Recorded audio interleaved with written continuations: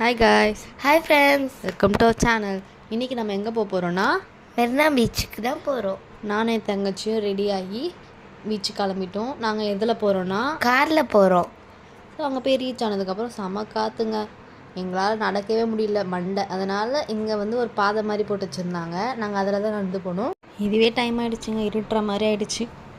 அப்புறம் பார்த்திங்கன்னா அங்கே போனதுக்கப்புறம் எங்கள் அத்தை எனக்கு பூ வாங்கி கொடுத்தாங்க. கொஞ்ச நேரத்தில் இருட்டிடுச்சுங்க, நாங்கள் லேட்டாக தான் போகணும். அந்த சைடு பார்த்தா அதை நான் குஷியாக குடிச்சிட்ருக்கா. என்னன்னு பார்த்தா பக்கத்துலேயே பானிபூரி கடை இருந்ததுங்க. பானிபூரி வேணும்ன்ட்டு அதை நான் போய் வாங்க போயிட்டேன். பார்த்திங்கன்னா வழக்கம் போல் சுண்டல் மசாலா தான் வாங்கினா. அப்புறம் நான் அக்ஷயாவும் பானிபூரி வாங்கி சாப்பிட்டோம்.